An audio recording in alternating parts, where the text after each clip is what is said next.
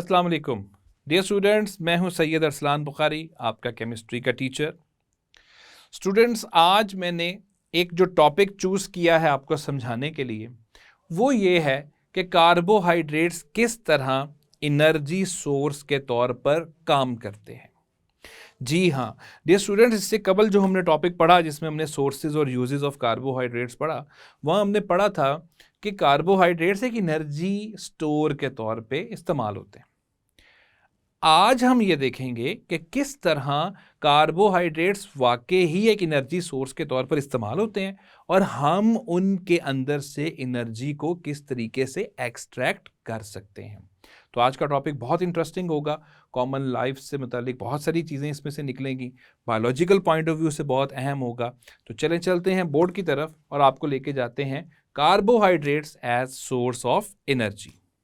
Dear students, चलते हैं carbohydrates वाले टॉपिक के अंदर आखिरी टॉपिक पर, और अब हम पढ़ेंगे कि कार्बोहाइड्रेट्स एनर्जी के सोर्स के तौर पर किस तरह से हमारे जिस्म में इस्तेमाल होते हैं, जबकि लेक्चर का दूसरा हिस्सा डेक्सट्रोज के ऊपर होगा। हम डेक्सट्रोज को पढ़ेंगे कि डेक्सट्रोज क्या चीज़ है। तो सबसे पहले चलते हैं कि कार्बोहाइड्रेट्स एनर्जी के सोर्स पे के तौर पर हम उसको किस तरह देखते हैं। बच्चों, हम कार्बोहाइड्रेट्स को हमारे जिस्म में लेके जाते हैं ग़िज़ा के ज़रिए, या जिसको आप खुराक कहते हैं, खुराक के ज़रिए। तो हम जो खाना खाते हैं उसमें कार्बोहाइड्रेट्स कसरत से मौजूद होते हैं, तो हमारी ग़िज़ा, हमारी खुराक के अंदर कार्बोहाइड्रेट्स बहुत ज़्यादा पाए जाते हैं। लेकिन ये जो ग़िज़ा है ये ज़्यादातर सिंपल शुगर्स के ऊपर बेस नहीं करती, ये तो होती है कॉम्प्लेक्स शुगर्स के ऊपर, और बिलखसूस हमारी खुराक का एक मेजर हिस्सा सेलुलोज के ऊपर बेस करता है और स्टार्च के ऊपर बेस करता है। क्योंकि इससे गुज़िश्ता लेक्चर्स में हम बड़ी वजाहत के साथ इस बात को डिस्कस कर चुके हैं कि हमारा जिस्म सेलुलोज को तो डाइजेस्ट नहीं कर सकता, अलबत्ता स्टार्च को ज़रूर हम जो है वो तोड़ सकते हैं, डाइजेस्ट कर सकते हैं। तो हमारी ग़िज़ा के अंदर मौजूद, या हमारी खुराक कह लीजिए, हमारी खुराक के अंदर मौजूद जो कार्बोहाइड्रेट्स हैं वो किस सूरत में मौजूद हैं, वो असल में स्टार्च की चेन की सूरत में मौजूद है। स्टार्च की लंबी लंबी चेनें होती हैं, तो वो उसकी सूरत में होते हैं। हम इससे डायरेक्ट एनर्जी नहीं निकाल सकते, हमें पहले इसको तोड़ना पड़ेगा, और इसको तोड़कर इससे सिंपल शुगर्स बनानी पड़ेंगी, और उन सिंपल शुगर्स से फिर हम एनर्जी जो है वो हासिल करेंगे।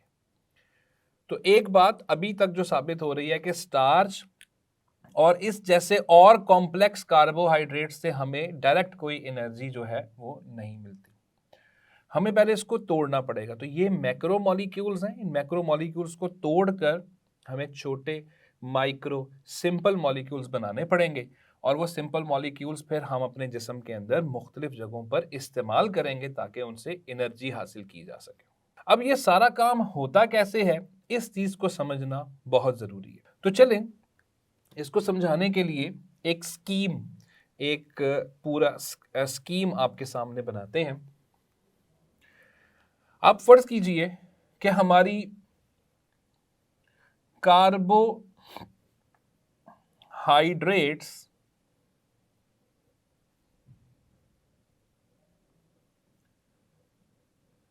पर मुश्तमिल, फर्ज कीजिए कि हमारे कार्बोहाइड्रेट्स पर मुश्तमिल खुराक जो आप खा रहे हो वो आपके जिस्म में गई। अब ये जब आपके जिस्म में गई है तो आपके जिस्म के अंदर मौजूद जितने भी एंजाइम्स हैं वो अपनी अपनी चीज़ों को तोड़ना शुरू कर देंगे। जब मैं कह रहा हूं कि अपनी अपनी चीज़ों को तोड़ना शुरू कर देंगे, तो इसको बाखूबी बायोलॉजी स्टूडेंट्स तो समझ रहे होंगे, अलबत्ता कंप्यूटर स्टूडेंट्स को समझने की ज़रूरत है कि हमारे जिस्म के अंदर अल्लाह ताला ने कुछ एंजाइम्स बनाए हैं, जिनमें से ज़्यादातर प्रोटीन्स ही हैं जो एंजाइम्स के तौर पे काम कर रहे हैं, और इनका काम है चीज़ों की तोड़ फोड़ कर देना। और एक एंजाइम एक ख़ास फंक्शन ही प्ले करता है। मिसाल के तौर पे अगर आप माल्टोज़ खाते हैं तो माल्टोज़ को तोड़ने के लिए एक अलग एंजाइम होगा, अगर हम सुक्रोज़ खाते हैं तो सुक्रोज़ को तोड़ने के लिए एक अलग एंजाइम होगा। माल्टोज़ को तोड़ने वाला एंजाइम सुक्रोज़ को कुछ नहीं कह सकता।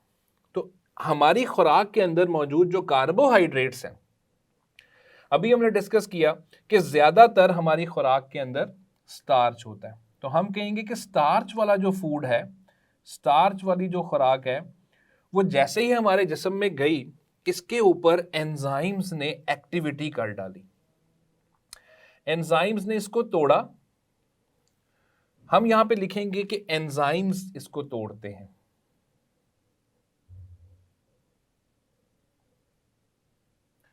तो एंजाइम्स ने इसको तोड़ दिया। डियर स्टूडेंट्स, कौन से एंजाइम्स आमतौर पे तोड़ते हैं? तो याद रखिएगा, हमारे जिस्म के अंदर अल्लाह ताला ने अमाइलेज नाम का एक एंजाइम बनाया है जिसका काम होता है स्टार्च को तोड़ देना।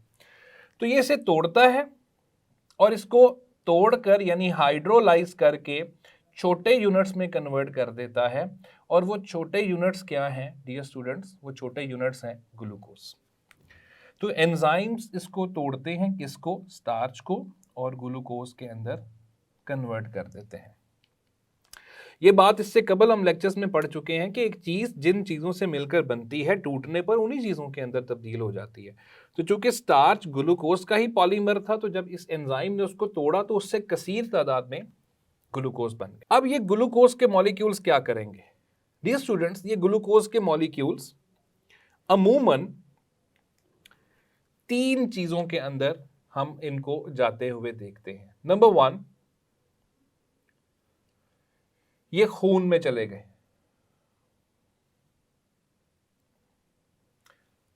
और जब ये खून में गए तो खून में जाने के बाद ये किधर गए? ये सीधा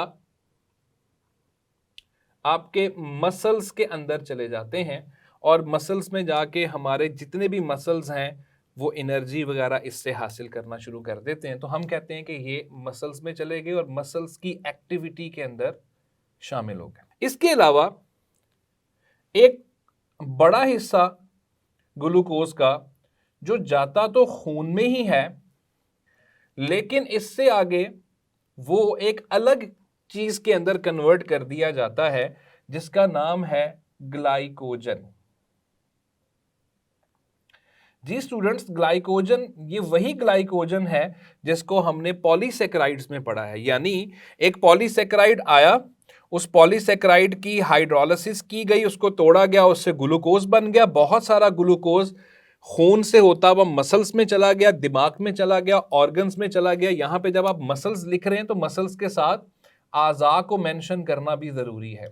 तो ये आज़ा में भी जाता है। जितने भी आज़ा हैं हमारे, उनको काम करने के लिए एनर्जी चाहिए, और उनका एनर्जी बैंक, उनका एनर्जी फ्यूल असल में ग्लूकोज है। तो जितना ग्लूकोज खून से मसल्स और आज़ा में जाना था, जितनी रिक्वायरमेंट थी, जितनी डिमांड थी, उतनी सप्लाई कर दी गई।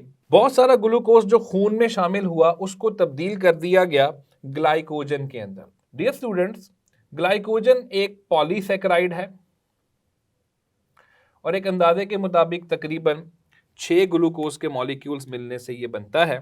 इसका फॉर्मूला C24 H42 O21 इसका फॉर्मूला है। ग्लाइकोजन इसका नाम है। डियर स्टूडेंट्स, अब ये ग्लाइकोजन कहां जाएगा? ये ग्लाइकोजन 2 जगहों पर इसका किरदार देखा जाता है। एक किरदार तो आपकी बुक में लिखा हुआ है, जो मैं आपको यहां पे दिखा देता हूं, कि वो कहते हैं कि ये जो है ना, ये आगे जाके जिगर में चला जाएगा। ये आगे जाके किस में चला जाएगा? जिगर में चला जाएगा, और जिगर में जाके क्या हो जाएगा? स्टोर हो जाएगा। एक तो इसका वाकई ही ये किरदार है कि ग्लाइकोजन को जिगर के अंदर स्टोर कर लिया जाता है, हमारा लीवर। बहुत सारा हिस्सा ग्लाइकोजन का आज़ा में भेज दिया जाता है, और बिलखसूस में यहां लफ्ज इस्तेमाल करूंगा, मसल्स में भेज दिया जाता है। डियर स्टूडेंट्स, आप ये बात बिल्कुल दुरुस्त सुन रहे हैं। ग्लाइकोजन, बहुत सारा ग्लाइकोजन लीवर में स्टोर हो जाता है, लेकिन उसमें से कुछ मसल्स में भी भेजा जाता है। और इसको भेजने की वजह क्या है, अब हम इसकी वजह को डिटेल के साथ डिस्कस करेंगे। डियर स्टूडेंट्स, ग्लाइकोजन के बारे में याद रखिएगा कि ग्लाइकोजन एक एनर्जी स्टोर है। किसका? ग्लूकोज का। यानी ग्लूकोज जितनी इस्तेमाल होनी थी मसल्स वगैरह में वो भेज दी गई, इजाफी ग्लूकोज को ग्लाइकोजन की सूरत में स्टोर कर लिया जाता है। और इसको स्टोर करने में और इसको कन्वर्ट करने में हमारे जिस्म के एक ऑर्गन, एक हिस्से का बड़ा किरदार है जिसको पेंक्रियाज यानी लबलबा कहा जाता है। तो हमारे जिस्म का जो पेंक्रियाज है, उस पेंक्रियाज से, उस लबलबे से 2 हार्मोन्स जो हैं वो खारिज होते हैं।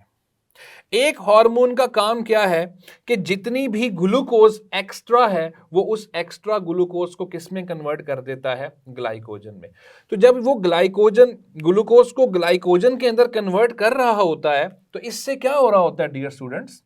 इससे ये हो रहा होता है कि ब्लड शुगर लेवल जो है, ब्लड शुगर लेवल कम हो जाता है।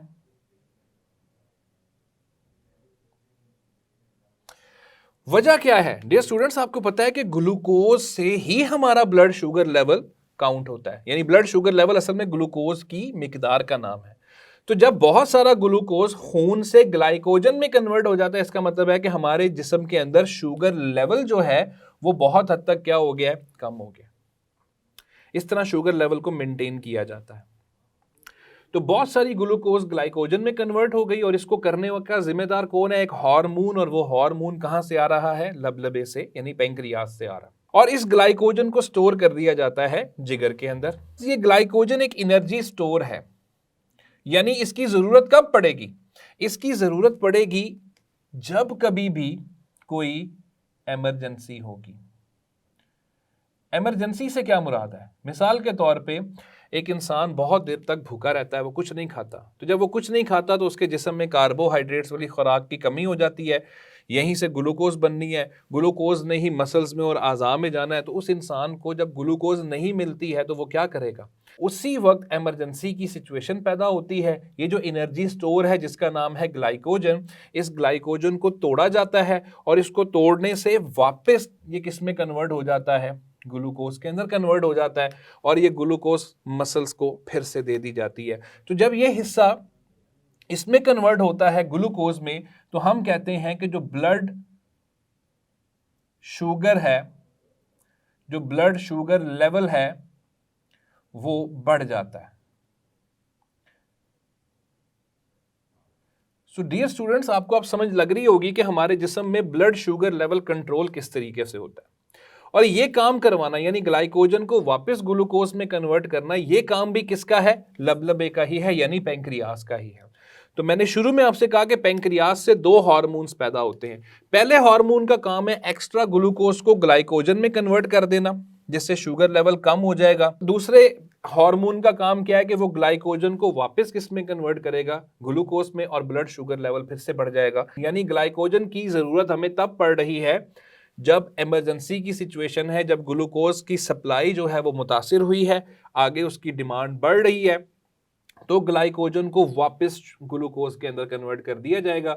ये जिगर में पड़ी होती है, वहीं पर ये काम होता है। और आपको पता है कि हमारे पूरे जिस्म का खून जो है वो दिल में जाने से पहले, बिलखसूस दिल से नीचे वाले जितने पार्ट्स हैं, लोअर बॉडी जिसको कहा जाता है, उसका सारा खून पहले जिगर में आता है और जिगर से फिर वो खून जो है वो दिल की तरफ जाता है। तो वहां पे जिगर में ही ग्लाइकोजन को तोड़ के ग्लूकोज में कन्वर्ट करेगा वो हार्मोन जो लबलबे से आ रहा है, जिसको आमतौर पे 2 हार्मोन्स हैं, एक इंसुलिन और एक ग्लूकागोन।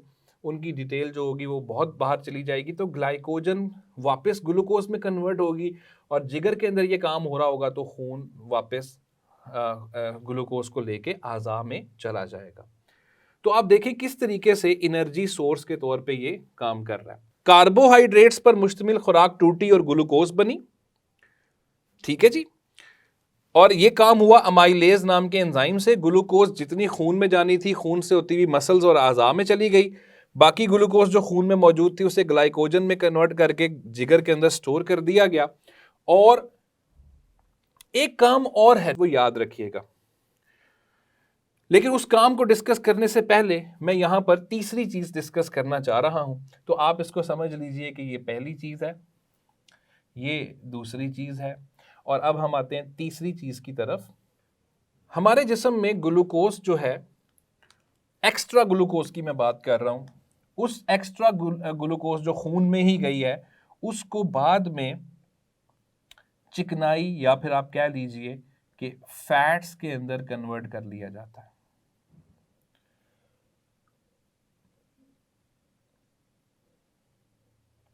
उसको फैट्स के अंदर कन्वर्ट कर दिया जाता है।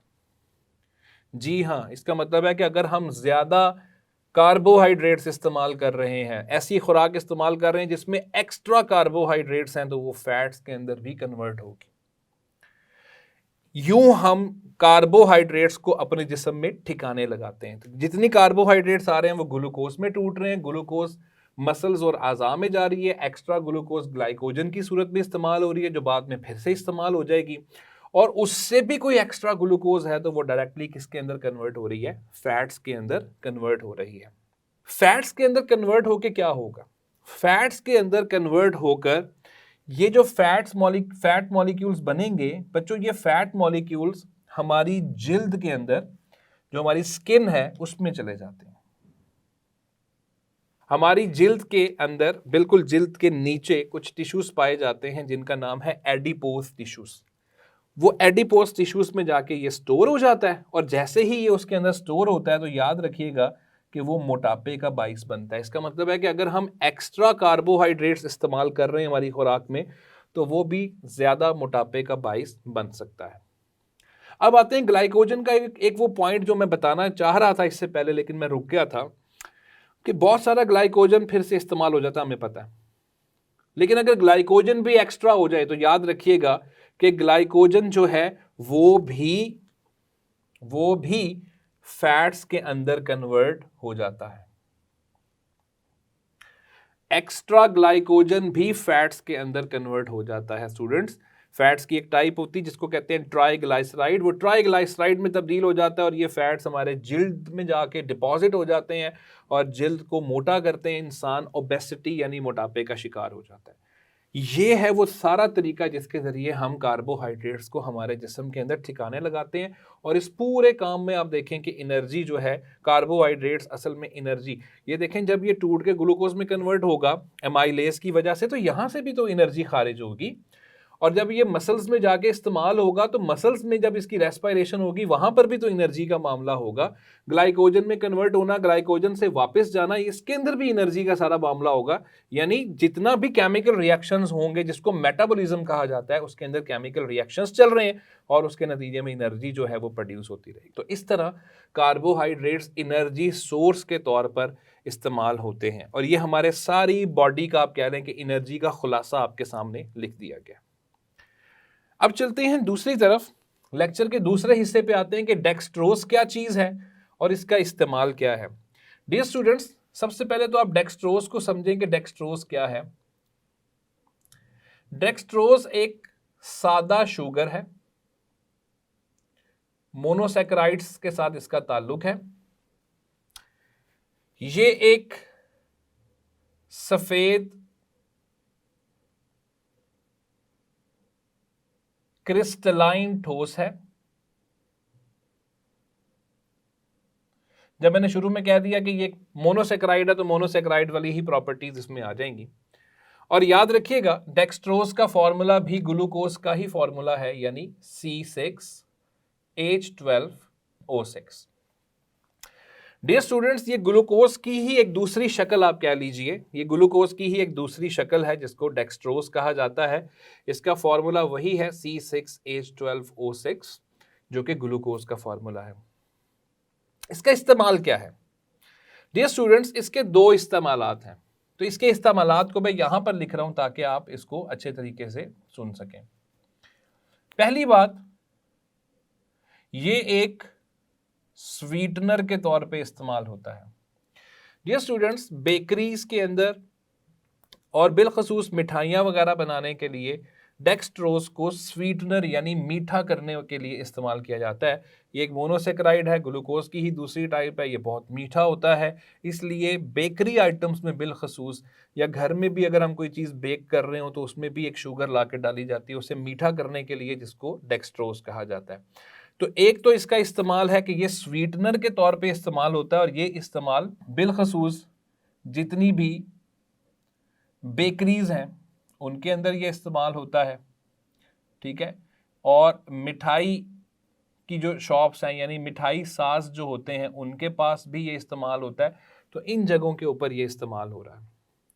दूसरा इसका फायदा है मेडिकल फायदा। वो मेडिकल फायदा क्या है बच्चों, उसको आपने समझना है। ये जो अक्सर हमें आप देखते हैं कि हम जब हॉस्पिटल में कोई एडमिट होता है हम देखते हैं कि उसको ड्रिप लगाई जा रही है एक बड़े साइज की, वो असल में डेक्सट्रोज की होती है। कभी कभार इंसानी जिस्म इतनी ज़्यादा कम एनर्जी पर चला जाता है क्योंकि वो खुराक नॉर्मल नहीं रख पाता, एक्स्ट्रा काम करता रहता है, उसके जिस्म में से एनर्जी जो है वो ज़ीरो होती रहती, कम होती रहती है, हत्ता कि इतनी कम हो जाती है कि वो बीमार पड़ जाता है और उसमें बहुत ज़्यादा वीकनेस हो जाती है। तो उस वीकनेस को ख़त्म करने के लिए डेक्सट्रोज की जो है ड्रिप जो है वो लगाई जाती है। सिंपल एक ख़ास अमाउंट डेक्सट्रोज की लेके पानी में हल करते हैं, वो एक ड्रिप बन जाती है और उस ड्रिप को लगा दिया जाता है किसी भी इंसान को इंट्रावेनस। तो जब उसको इंट्रावेनस लगाया जाता है, ये वेन के अंदर लगेगी।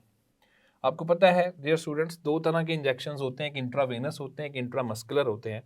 जो मसल्स में लगते हैं, जैसे मिसाल के तौर पे टेटनस का इंजेक्शन या पेन किलर वगैरह जो होते हैं आमतौर पे वो मसल्स में लगाए जाते हैं, वो इंट्रामस्कुलर होते हैं। और कुछ को वेन्स के अंदर लगाया जाता है, उनको इंट्रावेनस कहते हैं। तो ये इंट्रावेनस होते हैं और ये ड्रिप जब आपको लगती है, खून में डेक्सट्रोज जाता है, तो वो डेक्सट्रोज ग्लूकोज का ही किरदार अदा करता है। और ग्लूकोज का किरदार सारा आपने देख लिया है कि बहुत सारा वो इस्तेमाल होगा डायरेक्ट मसल्स में जाके, ग्लाइकोजन में कन्वर्ट होगा, फैट्स में कन्वर्ट होगा, यानी सारा एनर्जी देगा। तो वो इंसान जो बहुत ज़्यादा लो एनर्जी पर चला गया होता है, डेक्सट्रोज की ड्रिप लगने के बाद उसकी एनर्जी बढ़ने के चांसेस काफ़ी हद तक बढ़ जाते हैं। तो ये था आज का टॉपिक जिसके अंदर हमने दो हिस्से पढ़े हैं। कार्बोहाइड्रेट्स को एनर्जी के सोर्स के तौर पर पढ़ा है और डेक्सट्रोज का इस्तेमाल हमने पढ़ा। मेडिकल यूज़ आपकी बुक में था, एज स्वीटनर भी ये यूज़ होता है। और ये जो दोनों टेबल्स मैंने आपको करवाए हैं जो आपकी बुक के अंदर मौजूद हैं, ये शॉर्ट क्वेश्चंस के लिहाज से बहुत अहम समझे जाते हैं। थैंक यू जी। तो डियर स्टूडेंट्स, ये था आज का टॉपिक जिसमें हमने पढ़ा कि कार्बोहाइड्रेट्स एक बहुत बड़ा सोर्स है एनर्जी का और तकरीबन 4 किलो कैलोरीज पर ग्राम एनर्जी हमें प्रोवाइड करते हैं। डियर स्टूडेंट्स, आज के टॉपिक की हासिल तलब बात क्या है? हमने पढ़ा कि जितनी भी हम कार्बोहाइड्रेट्स इस्तेमाल करते हैं वो हमारे जिस्म में जाके ग्लूकोज में कन्वर्ट होती है और जितनी ग्लूकोज चाहिए होती है उतनी मसल्स में चली जाती है, बकिया को ग्लाइकोजन की सूरत में हमारे लीवर के अंदर, जिगर के अंदर स्टोर कर दिया जाता है, जब बवक्ते ज़रूरत फिर हम उसको ग्लूकोज में दोबारा कन्वर्ट करके उससे एनर्जी हासिल कर लेते हैं। तो ये था आज का टॉपिक बहुत अहम था, बायोलॉजिकल पॉइंट ऑफ व्यू से भी बहुत अहम था। इसको बुक से ज़रूर टैली कीजिए और जितनी भी एक्स्ट्रा इन्फॉर्मेशन मैंने प्रोवाइड की है उसको ज़रूर जहन में रखें और किताबों पे नोट कीजिए। इंशाल्लाह एक नेक्स्ट लेक्चर के अंदर आपसे मुलाकात होगी, नई इन्फॉर्मेशन आपको प्रोवाइड करूँगा। अगले लेक्चर में इंशाल्लाह आपसे मुलाकात होगी। अल्लाह हाफिज़।